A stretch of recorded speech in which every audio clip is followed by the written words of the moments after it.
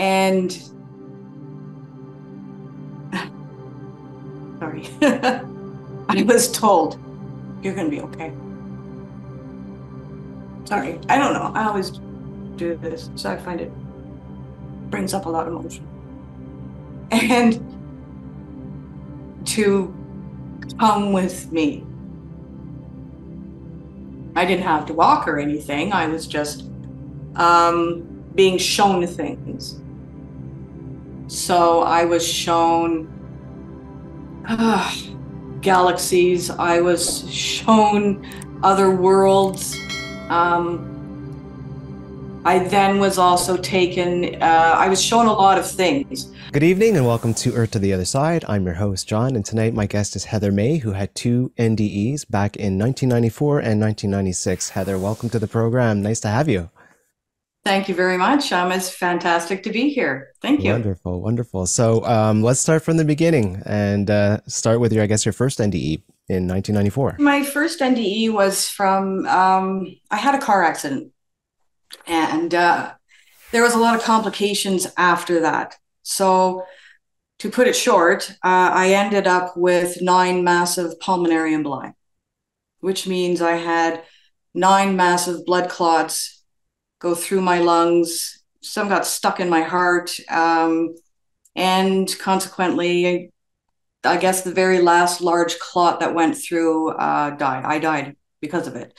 From what I was told from the specialists and at the hospital, that they were the size of a loony. They were the biggest blood clots they had ever seen. And they couldn't believe that I was even alive. They said after they did the test, they came out to see me because they said, we just had to actually see you because we couldn't believe you were actually alive. So we've come out to see for ourselves. You're a really living person, and we've never seen anything like it. Of course, I was very, very ill, and I just kind of said, "Oh yeah, I'm here." I mean, I didn't have much to say, as I was on a gurney, basically. Yeah, so that was what caused the NDE itself. I knew I was going to die. Unfortunately, I did know that. I had gone to see, before I guess I had the embolisms, I had gone to see 9 separate doctors because I had the most wicked Charlie horse. I was an avid cyclist. I cycled 10K every single day, 6 days a week. So, I mean, thank God I was in really good shape. I probably wouldn't have survived it, right? So anyways, yeah, I had seen several doctors. This was after the car accident and everything, about my leg. And at the time, I was a news editor for a newspaper and went away on vacation. But before I went on vacation, I had said to the 2 last doctors I saw, I'm really concerned. By then, I even diagnosed myself. I said, I'm concerned that I have deep vein thrombosis because the Charlie horse has not subsided in 4 months. It just has gone on and on and on. And they said, look, you probably need a vacation. Why don't you just go and enjoy yourself? I said, but we're driving in a sports car. No, don't be silly, go. And I left that clinic, and early the next morning we were leaving. And I just felt, it's kind of like doom. It's when you're in an elevator or on a ride and it suddenly drops and you get that feeling in your gut. That's how I walked away with that. Just the feeling of doom in the pit of my stomach. So I got home and the guy I was with at the time, we had just gotten engaged, and he was in the car accident with me originally, and he said, "Oh yeah, you're probably fine. Don't worry about it. We're just gonna go. We're gonna visit my grandparents in Penticton and that sort of thing. My grandparents."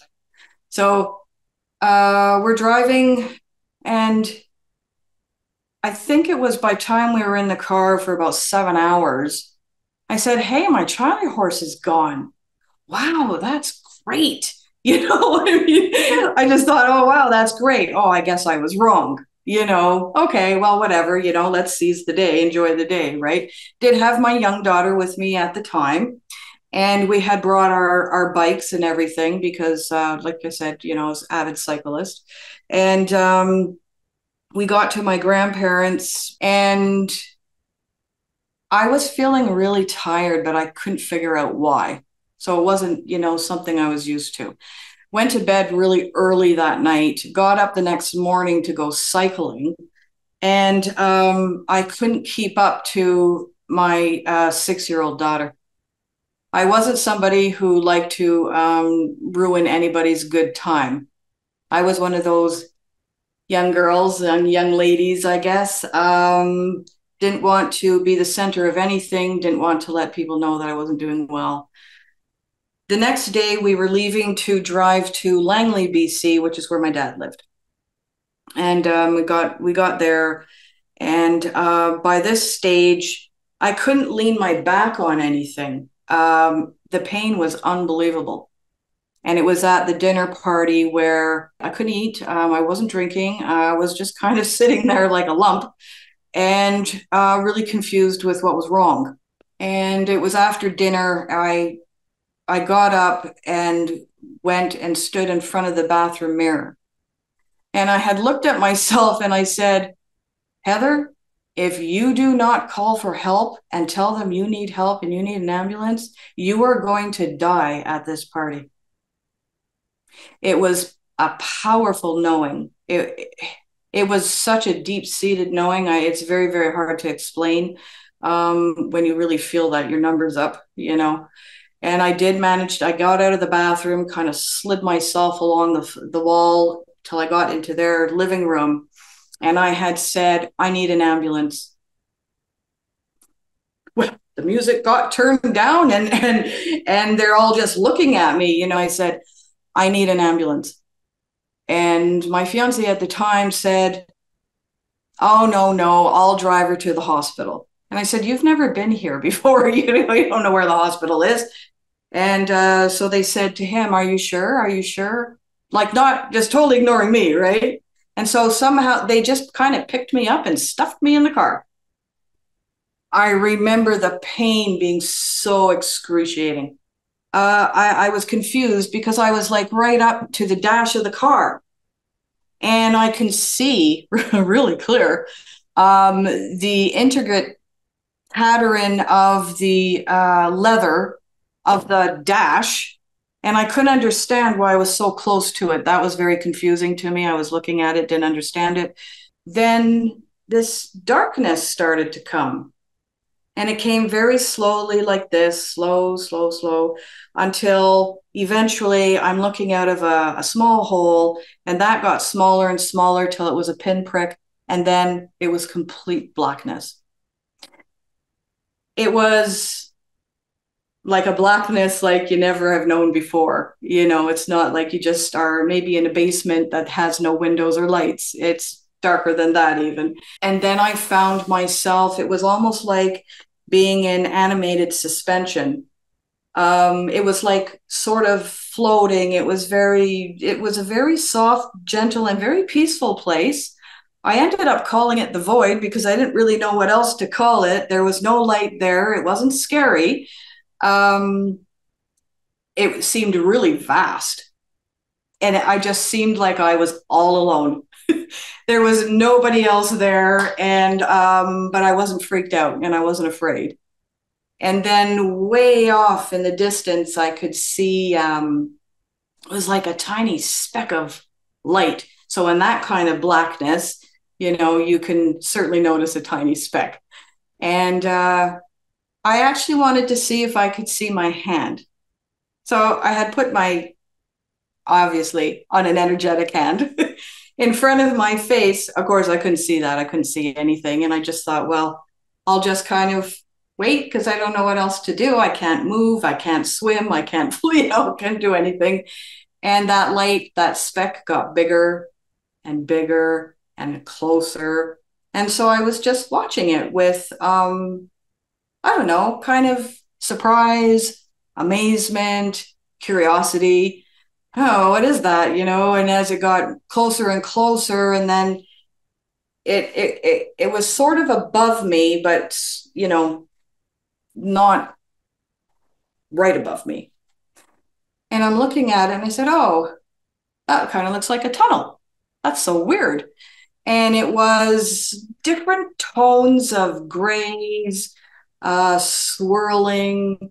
It had some, I don't know, sparkly somethings in there because I could see it as it was swirling, and it was like a colander. It went narrow at the bottom and big as far as the eye could see.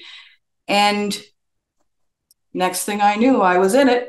Also, to say I had zero belief in God, Jesus, any religious anythings. As I was going along and slowly going up, you have no control whatsoever. And I thought, this can't be. And I even recall stretching out to see if I could touch the sides, and it expanded. And when it did that, so I couldn't touch the sides, that's when I became afraid. And I became afraid because I didn't know what was happening. And I had absolutely zero control of the situation. Zero control, which didn't make me feel very comfortable.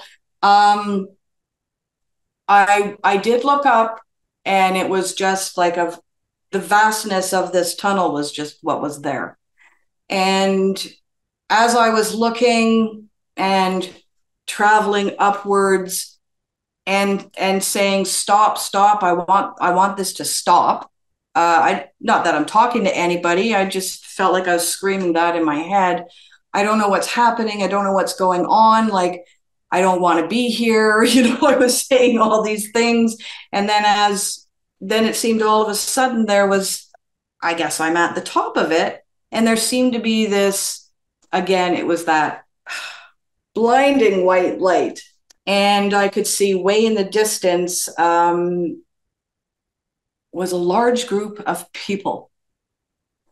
So if you can imagine going to a football game and you know how bright those lights are, take all those lights and put them at ground level and then have people walk towards you. So first you don't see them, then you see outlines, just dark outlines. You can't seem to make out what's happening other than people are coming towards you, which scared me, And they got closer and closer. I realized that there was actually hundreds.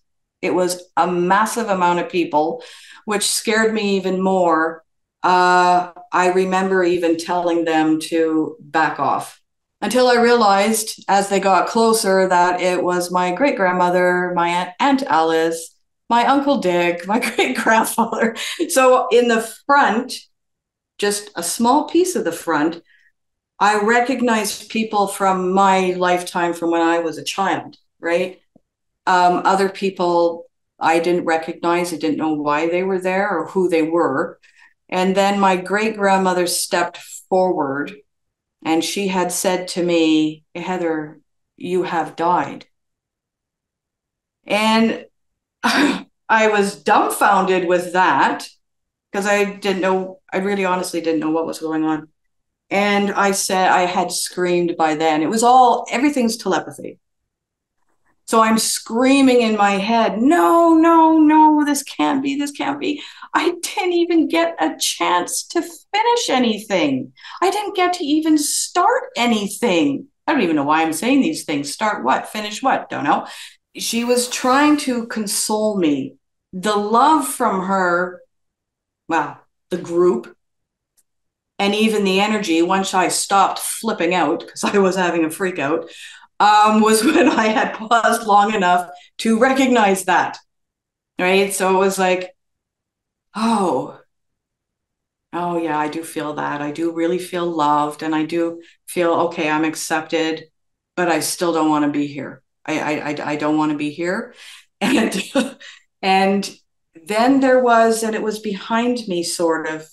So I was kind of facing the group this way, and it was a different light. It was a white light, but it had a little bit of gold in it. And it was just a voice. And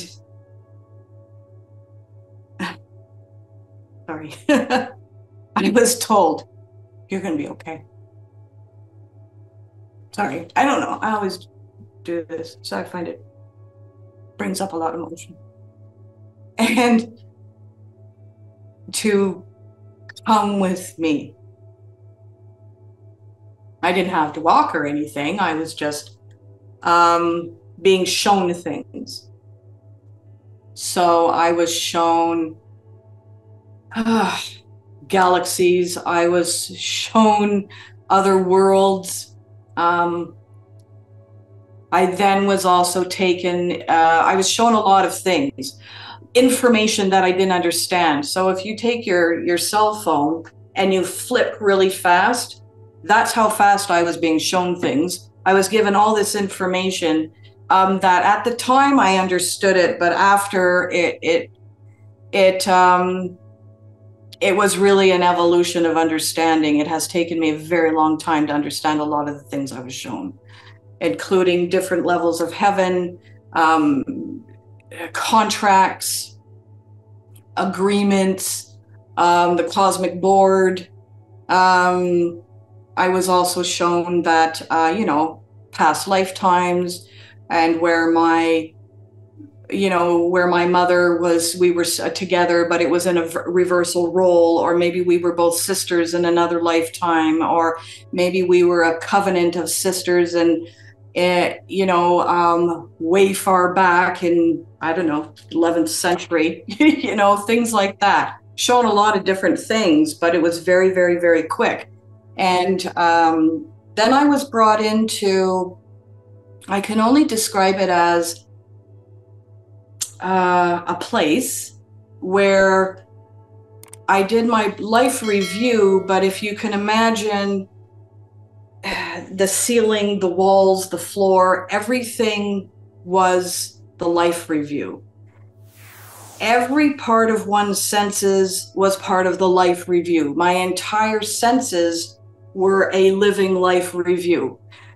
One example I can give is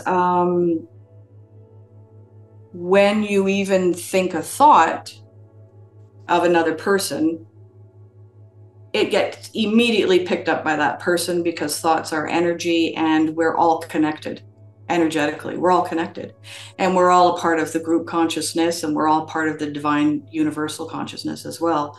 And so this girl, her and I used to fight all the time as little kids, grade school kids. And we would like each other and then not like each other. And so I had thought a nasty thought about her, but she had picked it up immediately. And how she then absorbed that, and how it made her think about herself in a negative way, in a hurtful way. And then where she placed that within her body, because then it was an unexpressed thought, but how she bought into it, and accepted that as part of a false belief structure as to who she was. And then how that manifests later on in life. So it was really quite extreme with what she did with that one thought. And never mind words. Words all have energy. They all have a different frequency. And when we talk, it is also on an energetic level, as the words, syllables, everything echoes and comes out of our mouths, right, as an audio, but it's also energetic. And so people pick up on that first, believe it or not. It's first. It's subconscious though, but it's first, and then they hear the words, and how that affects them as well. I was shown some hurtful things that I did, as a child with other children. And I was also shown as a teenager and young adult things that really helped somebody out that I never thought for a second that it even warranted any form of acknowledgement. So I was really surprised with that. It seems that absolutely everything, it's almost like it's recorded. Absolutely everything, all mundane things and whatnot. I found that really interesting.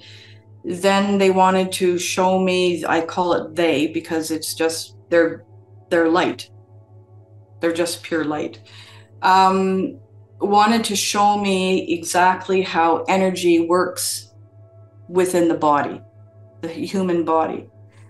And it was quite the education actually, with regards to the energetic vibration of blood, the energetic vibration of cells and how they move. And now, how do cells move when it's a negative experience? And how do the cellular makeup move when it's a positive experience? It was like taking some massive class, but it was done very quickly, it seemed. You know, it was, at any rate, the reason why they were showing me all that was because it was one of the things that I was supposed to be here doing and I wasn't doing in this lifetime. I was told that I wasn't to come back, was not to come back. I wanted to come back, and it felt like a negotiation to come back. Not that it really was, but it felt that way in a sense, that I had promised that I would come back, I would do the work that I'm to do for myself, on myself, and then go out and share that and help people as well. Apparently, that was my journey that I somehow, I guess, I don't really know how, I was just told I was far away from what I had come here to do. And I had a lot of things that I didn't want to look at to do with family history, you know, multi-generational trauma, things like that, that it's like I don't have time for that because, you see, I'm doing this in life and I just want to do well. I want to do well, financially well, materialistically well. I wanted to do well. And I thought that was one of the most important things. And this had shown me that it actually wasn't. And so when I was talking with them, the energies, that I did want to come back and that I promise that I will do the work and everything that they had shown and heal myself and then go out and heal others. And they said, well, she, the light, this is the different light though, it was the white with the bit of gold in it, had said, okay, you can choose to go back, but you must know this. It is going to be very, very hard physically because I had damage, right? And it's going to be very difficult because you have a lot of healing to do. I had healing on all levels to do. Physically, there's things that I couldn't heal, you know, but I've managed to do pretty good. And so anyways, with that, it's very condensed. Yeah, I figure you'll ask me questions. I came back into my body like slam, experiencing all that pain again and everything else, and hooked up to machines and these doctors telling me I'm a miracle, you're a miracle, you're a miracle. And I'm just kind of looking at them thinking, and I've got a secret. I've got a secret. And I didn't think so much about the miracle. It's like, wow, I've got a secret, you know? So anyways, after that, I was in the hospital for about a month. And of course, I mean, they couldn't hold my job or anything. And the prognosis wasn't great, you know, for ever working, ever managing. They expected me to be in a wheelchair. They expected my legs to be amputated. They expected me to be having a pacemaker. They expected me to be on full-time oxygen. It was kind of bleak, you know, but I thought I'm going to prove them wrong. And so I did. What an experience. But that's your first NDE, right? You had another one? Mm-hmm. Okay, well, I have some questions about this one, though. Thank you for sharing that, by the way. Yeah. So you said that you had this, feeling of knowing, this very strong feeling of knowing at one point that you were going to die, which Mhm. is, as you mentioned, very intense. So what were some of the things that were, if you recall, going through your mind at that time before the whole experience happened? Oh, I can easily tell you what was going on. I remember every aspect of this. My what was going through my mind was after I had asked for an ambulance and nobody was going to give me an ambulance. My thought was, "You are going to die," and I actually had just accepted that. It was the strangest level of acceptance, even when I knew I was in the process of dying, because it comes over you, this powerful knowing, you can't miss it, that you are going to die or you are dying, and you surrender. There's nothing you can do. And when you just know there's nothing you can do. I just knew there was nothing I could do. I couldn't stop it. And at what point did you realize you were actually dead? Was it just when you finally saw the faces of your aunt and grandmother, great grandmother, and that, or was it before that? I was in such incredible level of denial because I just didn't have any belief structure. I didn't know what was going on. Seriously, I had absolutely no idea. When my great grandmother had told me I was dead, it really brought it together for me. I mean, I remember her. We were very, very tight, very close when I was little. She passed away when I was 5. Um, and it's kind of like I knew it, but I didn't want to know it all through the transitioning. I didn't really want to know it. I didn't really want to accept it. I mean, I was stubborn as a mule, really stubborn person, So, yeah, it was at that point when she had told me, which is why um, it was the no, no, no, no. It can't be, it can't be. Wherever I was, and I can't really tell you where I was because it was just all light, but it's like I did fall to my knees, I really did fall to my knees, cradling my face in my hands. It was at that moment of time I really had accepted that I was dead. Definitely. Yeah. So when you fell to your knees, did you feel any of the space, or was it just still like a floating feeling? Yeah. It just seemed that there was no real space as what we know it, that this is the floor, Mhm. No, it seemed everything was just soft. Because if you fell to your floor, to the floor, on your knees would hurt, Mm. but Yeah. it was just, no, it wasn't. Everything was just smooth and soft and comfortable. And there was no real floor to be looking at because everything was literally light. And but it was a different type of light. It's like we see the light, the light bulbs are on or whatever, but it's like a living light. It moves, it shimmers, there's dimensions to it.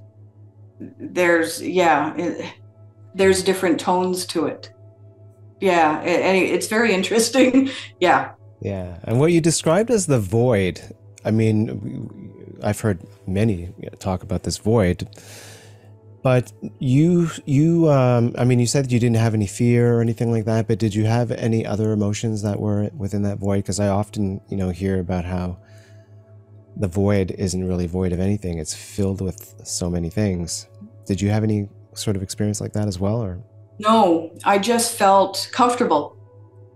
I felt like I was suspended in some level of comfort, even though it was very black, except for that spark of light. But otherwise, it was very black, and I was just curious with that level of blackness. Just curious, and it was just very comfortable. I really felt at complete peace. Just kind of like you're hanging out, like you're almost like you're floating in water. You're floating at the lake or something. It was just very calm and peaceful and rhythmic. when you passed your hand in front of your Yeah. face and you didn't see anything, did you feel anything? Like, or did it just? It didn't feel like anything. I was quite surprised by it. But at the same time, again, I had zero concerns, absolute zero concerns. I can't even say I was waiting for something to happen. I was just curious with what this place was, and I just continued to look around to see if I could see absolutely anything until I found the spark. And then I just kind of watched the spark and in amazement and oh, and now it's coming closer. Oh, isn't that interesting? Really, that's all it was for me. Yeah. But before you had seen your relatives and came to that realization, you'd heard right this voice of whether it was God or Jesus or someone up there, right? Mhm. Where did you think you were at that point? I had no idea. I absolutely had Did no you think idea. maybe you were dreaming or something, or? No, because it there's a dream. When you dream, that's one thing, and we know we're dreaming. But this is more real than me sitting here talking to you. It's beyond realism. It's well beyond it. All your senses are extraordinarily heightened. Um, you know, sight and just yeah, sound. Just to even see that energy, it's not just a solid white. There's depth to it. There's movement to it. There's different frequencies within it as well. Everything is just heightened. And no, I had no idea where I was at all because I remember being a little kid, when kids are about 5, 6, 7, and they start getting interested in is there a God or Jesus or anything like that. I remembered asking my mom and dad, and they said, no, there's no such thing. Don't be ridiculous. And I said, well, what happens when we die? Because I had a cat that died. And they said, no, you go on the ground and that's the end of it. Oh, so that's the belief structure I had. That was it. I didn't have anything else, so I really had no idea what was happening. Eventually, you were presented with other worlds and things like that. Did you remember any details of these worlds that you were shown? Yeah, can you share? Yeah, especially the Crystal City. Crystal City. Do tell. I got to go to the Crystal City. Traveling was interesting. It's not like you're there. I can only liken it to everything moving so fast and all these colors and everything. And then I was there. And I remember standing there and looking at this Crystal City. I have to say it was absolutely magnificent. It almost looked like it's not apartment buildings, but it's kind of sort of like, but they're like this. Everything was made of crystal. And somebody had come up to me and somehow I recognized them, but I can't tell you who they were because they gave me a hug and I hugged them back and they said, you can't stay. And I said, I know, it's just a visit, and then I was gone, just like that. And going through these, again, it was all these types of shimmering lights. And then going through and around nebulas, which is why I am obsessed with nebulas actually now. Do you know where that Crystal City was situated? Like what world it was in, or? No, and I wish I did. And I wish actually I knew of anybody who has also seen it. I would like to talk with them. Well, if anyone has seen it, by all means, please mention it in the comments because that's Yeah, very interesting. absolutely. Yeah, for sure. And from there, it was basically, I was shown, the cosmic board. The cosmic board is a group of 9, and they're from different dimensions. And I didn't understand, and I still don't. I'm not going to pretend I do. I don't. They all work together, and they're from different dimensions, different areas of the universe, our galaxy included. They are it's almost like keepers of peace. They help us. Was it sort of like a government type of thing? Kind of, sort of like, yes, because they were leaders from all different areas.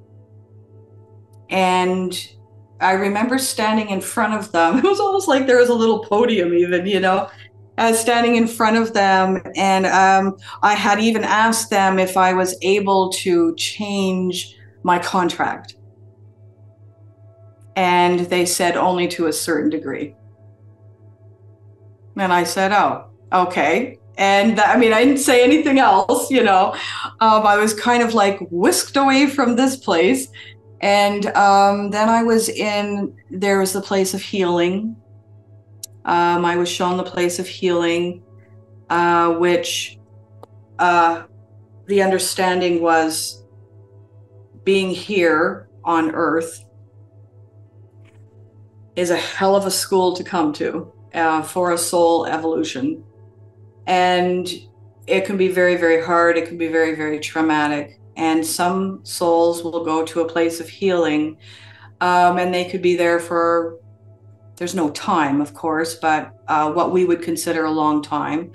I have a grandmother who's been there for 5 years. She's still there.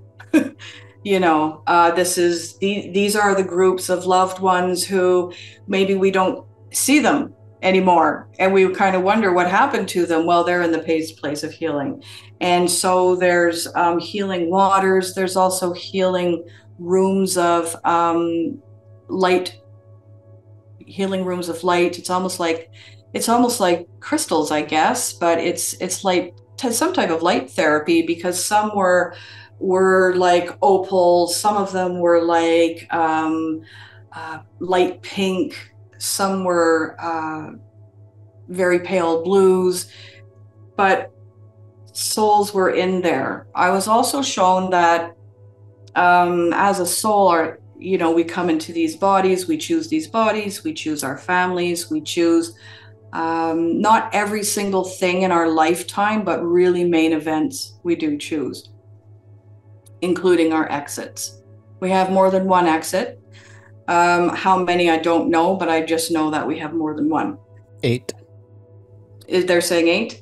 Yeah. I heard 8. I don't know if on a soul level we decide, oh, well, maybe Heather's going to have 4 possible exits. I don't know. There's also there's many different places for schooling. So there's education. You can take anything that you want, it seems. There's like a big auditorium where I guess speakers come in. Maybe it's people like me, we have not been back very long, and now we're going to tell our story to the group. It was just something that I had noticed. It's like a big auditorium. Everything was of marble. That's true. And the Hall of Records. I called them the Hall of Records because I didn't really know what else to call them. I didn't have language for a lot of this stuff, where people's lives are stored, the information of their lives. Akashic records, yeah. Oh yeah, Akashic records, yeah. So I call them the Hall of, right? Because it just seemed like a big hall with, as far as you could see above, were books. And mine was certainly there as well. I was shown some past lifetimes where to clear and work on my karma were the very same people that I was going to, and I chose to meet again in this lifetime. And at that time, when I'm being shown all this, it's kind of like, oh yeah, you totally get it, right? But when you're back on this plane in your physical body with that understanding, and then you have to work through that, it's pretty darn tough, especially if it's been traumatic stuff, right? So what else was I shown? I was shown they were golden balls of history. And I was sitting in a chair, and they were like globes about this big, circular. And so it would line up in front of my face, and the doors would open up, and I would see a little mini running movie. Uh, it was hard to watch, to be honest with you. I saw a lot of Civil War, um, that human beings are hard on each other. You know, we harm each other, we murder each other through war. And then I saw all the changes that were to be coming with, now we call it climate change. But at the time, I didn't know why. There was flooding, lots of floods, lots of floods, lots of food loss, fires, lots and lots of fires, death.